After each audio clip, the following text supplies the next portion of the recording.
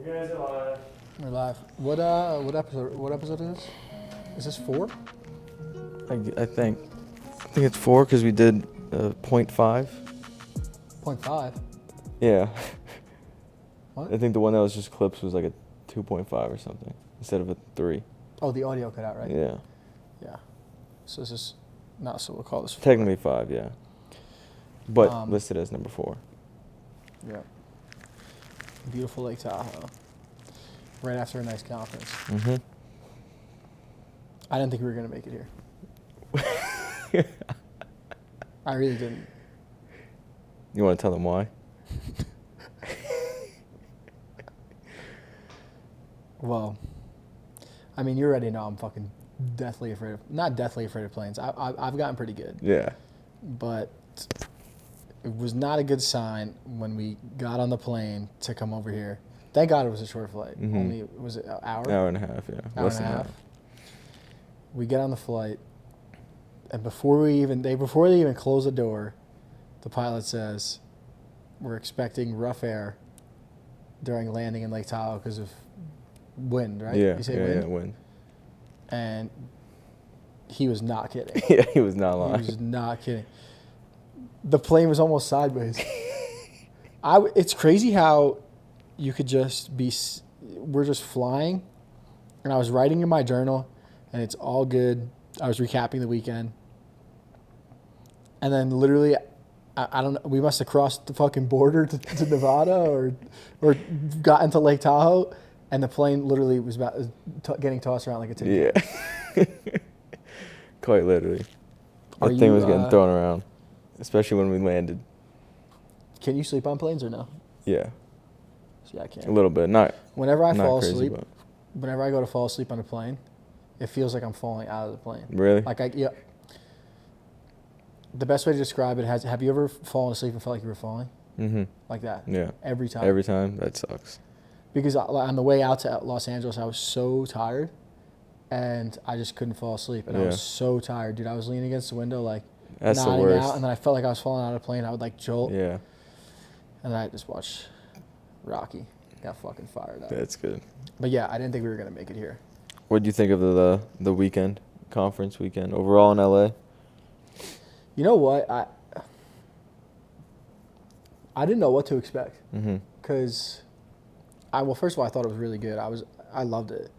It was long. I mean, Yeah, it was long. I don't know how you did it, Mm-hmm. because you sat there the whole first day and you weren't just consuming knowledge like you were presenting, so you Yeah. had to be on. Mm-hmm. But I thought it was amazing, because as somebody who has no prior knowledge of basketball, Mm-hmm. I was like, I could go coach a team. Like, I got it. Like, Yeah. I'm doing small-sided games, and I could, like, Yeah. affordances, all that shit. But yeah, I mean, you guys, that just shows that you guys did a really good job. Mm-hmm. But I mean, because my main goal going in there was to just listen to Mike, Yeah. Mike G, talk about Performance. the tendon tolerance. Mm-hmm. And he fucking killed that. That guy's unreal, Yeah. genius, wizard. But you all did. I thought it was good. What'd you think? Mm-hmm. I think it was good. It was smooth. I think I took more from everything outside the conference than the actual conference itself. Really? Yeah. What do you mean? Like conversations Gotcha. before and after the conference, the experience that we had like before the conference and then like after the conference, Sunday night into Monday. Yeah, my conversations were definitely a little different than yours, because I don't know anybody. Mm-hmm. And you were a presenter, so obviously people were more approaching you. Yeah, yeah. I was just kind of lingering, and more people asking me, like, how are you connected with these guys? And then I would get into the story, which was pretty cool. And it was nice to see people in the community like that I'm not even really a part of. I guess I'm a part of it now because I support you guys, and we're working together now, and we travel together and all this stuff. Like, it was just cool to see people that even, were there for a purpose of basketball to connect with me and find out that I wasn't involved in basketball directly and still be interested in my story. Yeah.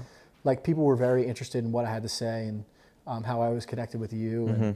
talking about you and talking about behind the scenes. Like, people were just generally interested the whole weekend, Yeah. which is really cool. What was your biggest takeaway? I mean, I hate to say it because so many people said it and so many presenters covered it, but it was really true. And I'll give you two. But my biggest takeaway probably was you could walk into any room and learn something.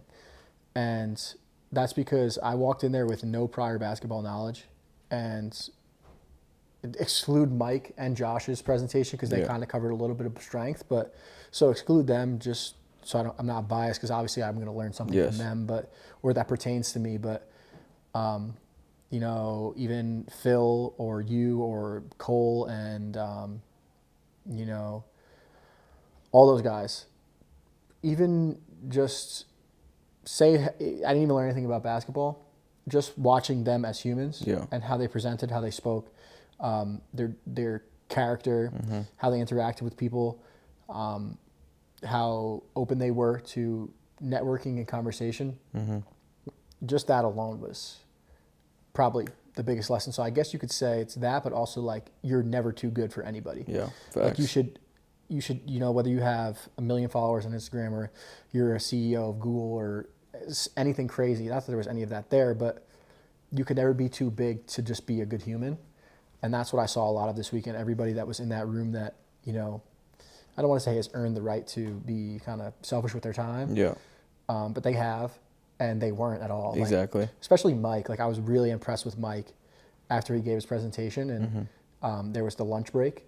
He was on the court the whole lunch break. Like, I'm not a pushy person at all. Yeah. I don't like going, like, this is, I don't want to say this because you should ask questions, but I'm kind of the guy where I don't want to ask a question just for the sake of asking a question. Exactly. And I do feel like some people do that, but he answered everybody's question, and I watched for like an hour after. A whole hour. And I went up to him and I said, you know, I don't want to take much of your time. I just want to introduce myself. And he was like, no, like this is why I do it. This is great. I love all this stuff. Like, it's not about time. Yeah. And it's really cool to see people like that where, you know, you're never going to escape that. So just being a good human, really, I guess. Yeah. I think that was the one thing I was really impressed with too. Like you said, with Mike, Tim, Phil, especially, like they're pretty big time. They got a lot of shit going on, a lot of things to worry about, but like they're super humble. Josh fan too, super humble dudes. Like if you just met them on the street, you'd have no idea that they'd be doing all this shit that they're doing, because they just act like regular human beings, super down to earth, super interested in what you're saying, eye contact the whole time. Like you said, like they've earned the right in a way to be like fuck that. Yeah, just to be selfish with their time. Yeah. But you didn't see one hint of that at all. No. And the best part about it too was all of them lived up to expectation. Yeah. And I don't mean that in a way that I expected less from them and they exceeded it. Like I had high standards for everybody that spoke, and they met those standards. And surprised me as humans. They met the knowledge and criteria standards of like what, is it Joe Eric or is it Yorick? Yeah. I was sitting next to Cole, and I was like, dude, this guy's brilliant. Yeah. Or Alex. Yeah. I was like, and he was talking about basketball. Like, but he you was could doing just the tell, drills, but I was just like, I said to one of the girls at the event, I forget her name. I was like, I literally feel like I could be a coach after watching that. Yeah. Like, he made it so simple where I was like, wow, training's that easy. And it's not. I mean, you know it. Yeah. You've been doing it for so long. But just to be that good at your craft and that willing to share your knowledge and invest in a different community, really, really cool. Yeah. Yeah. But another thing too was just like, there was a lot of people there that I was able to get a lot clearer on my own goals and what I wanted with my life. And it was... In what way? A lot in, you know, it doesn't really matter what you do, it matters how you do it type thing. And I think you kind of gathered that from Tim, where he was saying that he didn't even want to be in basketball anymore. And just how we stress so much about the things that we do, and you know, I want to be a strength coach, right? You're a basketball trainer, but you know, we're always worried about the next thing, where it's like, you could use what you're doing now, even if it's not exactly what you want to do, to leverage a different lifestyle in the future. Yeah. So you don't have to put that much stress on what you're doing right now. There's so many people that build these brands on social media, which I think everybody should do. Like at this point, after seeing that conference and just how it could help you network, I think everyone should be building a brand, even if it's not like you're not trying to grow. Yeah. You should be able to put stuff out there, but no matter who you are, or no matter who you are, or what you're doing, this moment that you're living in right now can be used to leverage a different lifestyle in the future. If you do it correctly. If you do it correctly, yeah. Build the right relationships. Yeah. And like you said, it's how you do it. If you're doing what you're doing right now and you do it at a high level, you stay true to your word. You're disciplined, you're hardworking, you build relationships, you care about other people. People don't forget about that when you move to something else. No. It's like you still have that network. You still have those relationships. Yeah. And that kind of leads into another big takeaway for me, was that, and how even where I was in college, where I didn't like where I was, but I roomed with Alex. And a lot of people don't know this, but how I met Alex was my first roommate in college stole my money. And I ended up moving out. And the way Frank Lapierce was set up, we had peer leaders. So I went to my peer leader at the time and I told her what happened and I wanted to move out. And she said, oh, I have these 2 kids that need a roommate. Would you meet them? And it was actually through basketball. We went to we went to just play basketball, pick up basketball. And we met. And that's something I would never do, and something I look back on where I'm like, wow, I can't believe I did that. Yeah. But we played basketball, we hit it off, and then that solidified my relationship with Alex. And then I, you know, even though I didn't live the best lifestyle, me and Alex still maintained a good relationship. And then when Alex was a content creator, you know, we didn't really stay in touch that much. But when Alex was filming content and I wanted to do this bear crawl, he was the first person I called. And because I maintained that good relationship, we reconnected. And then Alex met you. Alex introduced me to you. You introduced me to Cole. And then through that, you meeting Cole, whatever, that whole network, I was able to meet Mike. And now I have access to Mike, who's a wizard in the field. Meeting you, now I have my own gym. Just because I maintained and stayed true to who I was to one person. Exactly. And I think we forget that a lot as humans, is that one person could literally change your life. And if you never know who it's going to be. You never know who that one person can be. And if you treat every single person with decency and respect and be genuine and be interested in them, it doesn't even matter if that person can change your life. There's a good chance that they know somebody that can change your life. Yeah, exactly. So there's no reason to be a dick to anybody. Yeah, 100%. And we saw that live in action this weekend. Yeah. With so many people, because like I keep referring back to Tim, but doesn't want to do basketball, but treated everyone in the field with respect. Even you guys. Yeah. How old is he? 36, 35? No, 35, yeah. 35 and you're 23? 23, yeah. And he's like, yo, tea time. Yeah. You got to teach me this, teach me that. Like, just leverage. He's leveraging a network of someone who's 10 years younger than him. Yeah. Like that should go to show you that you're never too good for anybody. Exactly. Because there's people that are way above you that are using people that are below them. Yeah. Not, I don't want to say using, that's a bad word, but like caring and treating and building relationships with people that are younger than them where they used to be, because it could probably propel them in 5 different ways. Like, there's no scenario where you're ever too good for people, which was really, really fucking cool. Yeah. What else? How did you like the Legends event? It was solid. Did you watch the plyout? It was solid. It was just kind of hard to like listen just because it was so loud. But all behind us. Yeah, no, it was good. I found it very interesting. I think it was dope the way that they ran it for like at least the clothing brand aspect of it. For sure. Yeah. It was a good event for the Legends brand. Yeah. Even that, I would never have gone to that if it wasn't with a group. Yeah. And that's something I think I have to change in the future about myself is, and almost like that one kid that said at the end of the conference that he didn't go to the last one. Yeah. because of like anxiety. Yeah, didn't want to put himself out there. Yeah, didn't want to put himself out there, and that shit's real. Like, Yeah, no, 100%. I Even would me. probably feel the same way the first year. Yeah, Like I wouldn't want to go by myself if I didn't know anyone. that's a hard thing to do, and that's why I give props to. Even I was just genuinely amazed with everybody that was there and their willingness to connect. Because even for me, and I do it a lot through Instagram, and it's a lot different from through Instagram in person. Yeah. And I'm comfortable in person. I call random people all the time. They'll ask me to connect and hear my story, and we'll talk about their story, and Yeah. I'll hop on FaceTimes with people, and it's something that's really hard to do, but something that's very rewarding after. Yeah.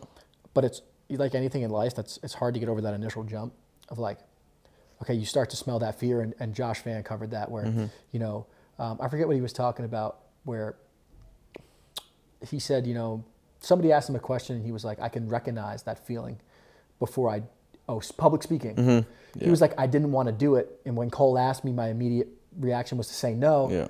but I was able to recognize that feeling and say, okay, this is the direction that I actually need to go in. I need to overcome this. But that's a really hard thing to do. Yeah.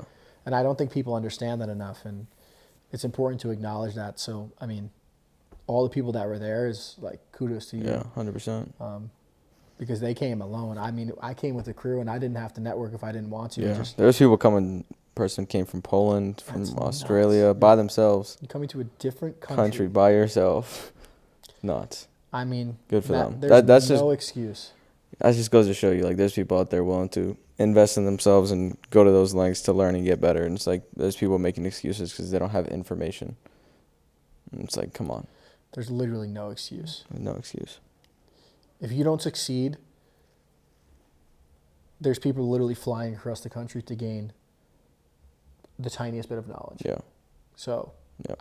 I have no sympathy for people that just don't put effort into Yeah, it. 100%. I don't know.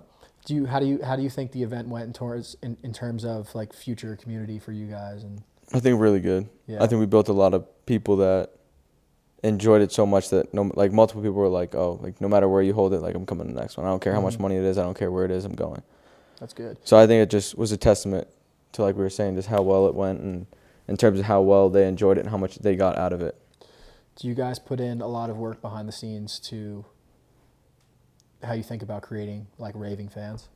Yeah, I'd say so. I think because like obviously it's all about what they get out of it. So it's like creating ways for them to, obviously the VIP was a good addition this year where people could really connect with like the speakers and with us and even with other attendees even more. So that I think that was a great addition to create people that were like, all right, this is the best shit ever. This is worth every penny, and I'm going to spend that every single time. Yeah. So I think that's a great way to build like an even more loyal community than we already have with like the normal attendees. Right. And I personally think you guys are just in the beginning. Yeah. Obviously, it's your second conference. You're just in the beginning, but I think in terms of potential for the future, like I think you guys you had a great conference and you held a great conference, but I think you guys could improve in so many areas. Yeah. I think it could really be something huge, like legitimately. Absolutely. And I think a lot of other people see that too. Like you can tell from the talks at the VIP dinner that people really see potential in it. Even for even like the speakers. Yeah. Which is the best part. Yeah, they want to. They're all bought in. Yeah.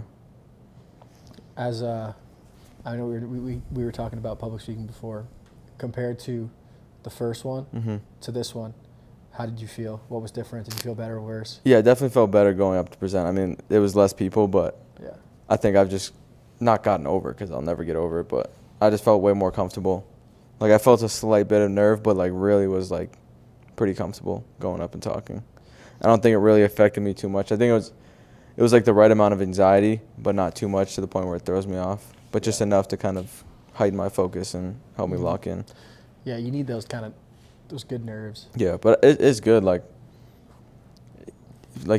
Josh was saying, like he doesn't like public speaking. I hate public speaking. I did not want to speak the first time. I didn't want to speak this time. I just want to be like, yo, like I don't want to speak. Like just do it. I'll be there, whatever. But like obviously, you got to push to do shit you're not comfortable with. And like public speaking is something that I need to be good at and something that I want to be good at down the road.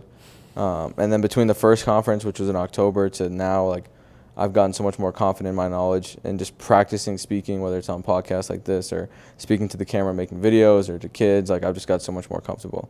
And obviously there's so many areas that I can improve. Like when I was watching my speech earlier to figure out Instagram content, I'm like looking at like my body language, my eye, like where I'm looking, and like my tonality and like my speed of my voice and shit like that. So Yeah, there's so much that goes into it. Yeah. I think you did a great job. yeah, I think I did solid. Um, I think I got my point across well, which is the point of communication, delivering your Very message, simple. shared meeting. Yeah, you it was very applicable. It was very simple. Exactly. Yeah, I that's why I love doing this, Mm-hmm. because going back and looking for content to post has cleaned my vocabulary up a ton. Has even the pacing of speaking. Yep. Like dramatic pauses, the tone. Yep. All that stuff really matters. Yep. Like you could stay at, like everyone always says, the ahs and ums. Like that's like the first step of public speaking. Like you have to overcome the ahs and ums, and then it's like I'm reading the art of storytelling right now. Yep. And that's when you're trying to communicate something, you're telling a story. Yep. And I think you did that really well, not just in terms of like you, but in terms of being able to put the audience in their, make them the hero in their, not, I don't want to say their own story, but Yep. everyone in their heads was thinking like, okay, Relate it back to what they're my doing. clients, my people, Yep. how am I going to implement this into my stuff? And I think that's probably why you all had such a good response from people, was because most presentations, were, I'll say all of them, whatever, were about the audience, Yeah. not about the speaker. Yeah. And that's a huge part of public speaking, is making the person that's the consumer feel like it's their story. Yeah. And I mean, you guys did well. You made me feel like I could be a basketball trainer. No, that's good. legitimately. It's good. That's the goal. So, let's get into some life updates. Life updates. Yeah. So I don't think anybody knows, but people do know, and I don't know who watches this podcast. Yeah, no idea. So maybe there's people that watching that know from this weekend, or maybe I don't know if anyone knows me. No, I don't even think people from back home know what I'm up to unless they're looking at my stories. Yeah. That's one thing I realized too, and not to, as we're doing life updates, but going back to the weekend, you're not the fucking main character. Yeah, nobody cares. Man, nobody cares. Nobody gives a cares. shit. Nobody cares. Just do what you got to do, and go out there, learn, and network. But anyways, we'll leave that rah shit in the past clip. But we're putting TJL Training is going to have a Weight room. a sports performance. Yes, sir. Weight room. Yes, sir. That's really exciting. Should be done in hopefully a week or so. Yeah, well, we'll see until the rest of the shit gets in. But we had a little buff on the shipping. Mm-hmm. I thought the whole thing was getting delivered, but Would've sorry, been nice. Manny, if you're listening. Yeah, but I'm really excited, and well, I mean, my gym, your facility. Mm-hmm. Don't need to go into Yeah. the details, but I think we're gonna run the fucking Northeast. Yep. Like, I legitimately believe that, 100%. and I'm so excited. And at first, I got cold feet. Like when we Yeah, went out to yeah. Colorado, you were like, "So you moving out?" And I was like, "I don't know. Like, I don't know, man. Like, I don't really want the stress of a facility or running a gym or whatever. Moving. And the move and the bear crawl." And that's one thing I've noticed over the past couple of months is, like, I love business, not more than the bear crawl, but business is, the bear crawl is the next 6 months. Business is It's forever. the next 40, 50. Yeah. And I'm not going to neglect that now because of A a bear crazy goal I set for myself. Mm-hmm.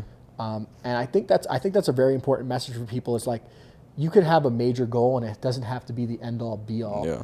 And not that I'm not going to give my all to that goal. I am, and I'm going to give everything I have to make sure that it gets done. But I'm not going to put my life on pause. And I lived like that for a while. Yeah. And it affected relationships. It affected, my career. Mm-hmm. There's not there's anything wrong with that. It was a strict learning curve. Yeah. But I'm so much happier now, and like now I'm really excited because, like, especially after that weekend, like Yeah. seeing Mike Oh, yeah, after and all that, those yeah. guys, like, I was like, that's fucking me, man. Yeah. I'm dialed in. I'm gonna Yeah. be the best strength coach in the area. Like, Yeah. nobody's gonna hold my jock. Like, Yeah. But yeah, so that. I mean, we're in Lake Tahoe right now. It's Gotta beautiful. hit a 72-mile bike ride tomorrow.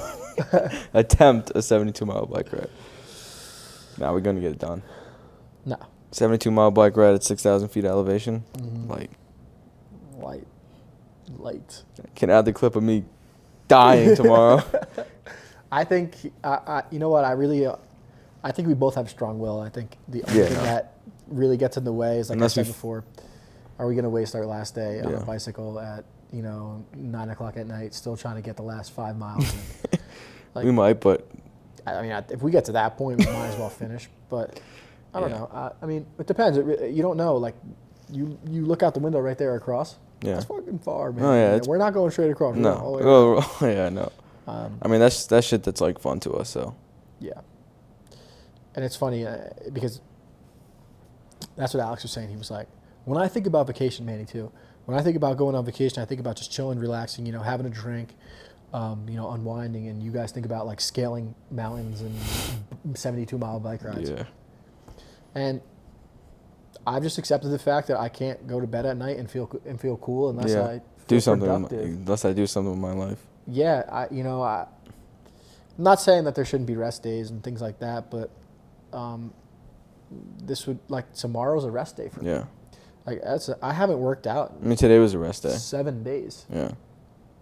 Today's Wednesday. Yeah, 7 days. Yeah. Maybe 6 days, Yeah. which is not good Nah. Yeah. for me. I That's mean, we went not- on a hike. So, I mean, you Well- haven't like fully worked out. See, but that's a rest day. Yeah. Anything that's not the bear crawl, Yeah. It's a technically a rest rest day for you. Yeah. because at this point, fitness to me has become mental. Mm-hmm. If I don't want to go, that's when it counts. If I'm excited to go, that's not really a hard day. Yeah, It's yeah. not like an activity day. No. And I'm not saying that you shouldn't take your rest days. You should, and I do take rest days, but they have to be calculated. Mm-hmm. I like to earn my rest. So even on a vacation, like, 100%. I would rather go for a 5-mile run in the morning, say, and that's why I am a big fan of waking up early in the morning too, Yeah. is to get my workouts in, is because say we have a 16-hour window that we're awake, those first 2 or 3, if I can work out when nobody else is up, then that counts as a separate day. I can go and enjoy the rest of the day, and I'm off Yeah. technically the rest of the day. It's Yeah. resting, but I already got You my got work your and I work don't in, need to yeah. worry about it. Yeah. But yeah, I'm not really worried about tomorrow. I think we have to stay hydrated since the elevation, Mm-hmm. and then proper rest. We don't need to be heroes. Nope. No Lance Armstrongs, right? Yeah. Is it Lance? Yeah. Not Neil. I'm not going to the moon. But yeah, no Lance Armstrong, and then we're good. And I mean, it'll be easy because Alex will be just cruising around the car, so we'll have a way out. What about you? What's going on? Life besides- updates? Yeah. I mean, excited to get the gym in, Mm-hmm. get that rocking and rolling. Off season's picking up, so once we get back home, that'll really start picking up. Obviously with the weight room too, that's nice. And then obviously we're trying to find a place to live right now. Yeah, that's true too. We'll yeah. find a nice little apartment. Was trying to get a duplex, that didn't work. Trying to get a house, that didn't work. Prices are just absurd right now. So Well, yeah, you should putting just to clarify, you're trying to buy a house. Yeah. You're trying to buy a property, like Yeah, a yeah, real yeah. estate property, which is what you want to get into. Yeah, exactly. So Which is that's really been the goal for so long, but it was just shit timing. Yeah. Shit timing. That's another thing too, where I think I've been taking my stress into account with my physical activity is just the period of limbo that we're in, Mm-hmm. Yeah. and like I'm literally picking my whole life up and moving to a different Yeah. state, which is kind of nuts if you think about it. Like I'm literally gonna put a gym in a place that I've only been like 4 times. Yeah. That's life. Yeah. Such is life. Fuck it. Yeah. That's why we do what we do. Exactly. But I'm really excited for a fresh start. It's going to be really cool. And the Northeast is, as much as I don't want to be there because of the cold, Yeah. I've lived there for the past Ever? 5 years. Oh yeah. Well, no, New York's not really Northeast. Oh, It's true. a tri-state, right? True. Or whatever. but I live in New Hampshire, so it's the Northeast. Yeah. But I mean, I got good people up there. I have some family up there, so that'll be cool. But Mm-hmm. so busy season.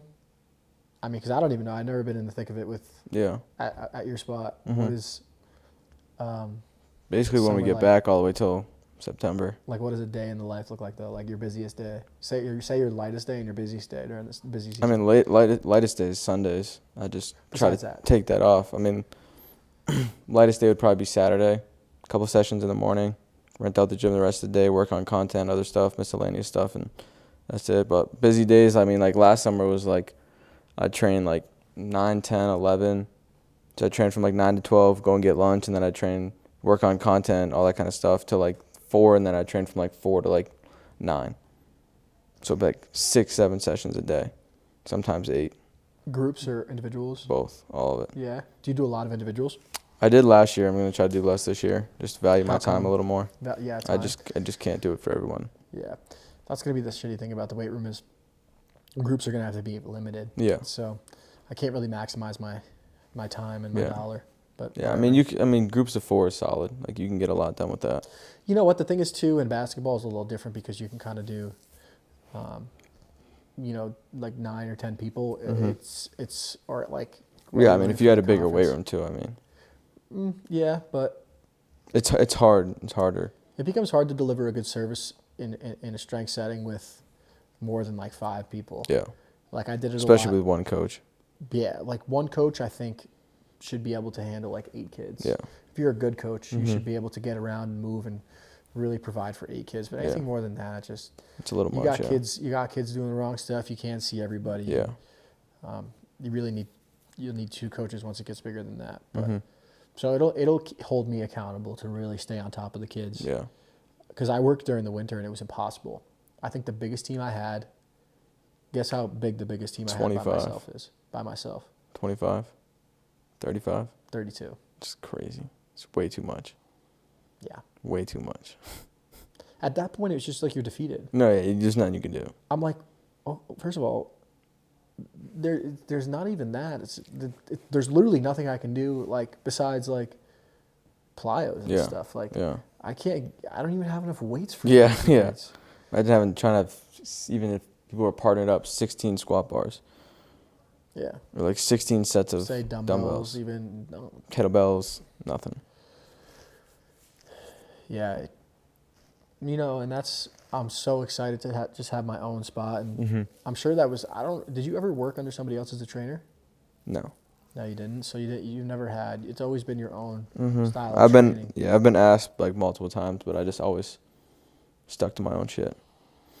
I'm really excited for the freedom and creativity too. That's the best part. I don't have to go to anybody. That's the best part. I can, and not that I have to now. It's just When you're under somebody else's roof or you're you're not working for somebody, you're not as technically. inspired Yeah. to help people, and Yeah, the responsibility at the end of the day doesn't fall on you. Like, yeah, and that's gonna sound terrible, and it's not that I didn't give my all to my athletes. yeah. It was difficult because I couldn't even give it to them in the structure that I wanted to, because I would even like to set a price point where I could see kids 4 times a week. Mm-hmm. I think that's the better you can get kids, the faster you can get kids to that frequency, the better. Get them used to that volume. Yeah. Obviously, when they're in season, it's different, but during the off season, I was getting kids once, twice a week because of the price point. It was like Yeah. at that point, You're not going to do much right, anyways. like they covered it. It's 16 weeks. That's Yeah. 16 sessions. That's 16 hours of training. Yeah. Not getting much better. No.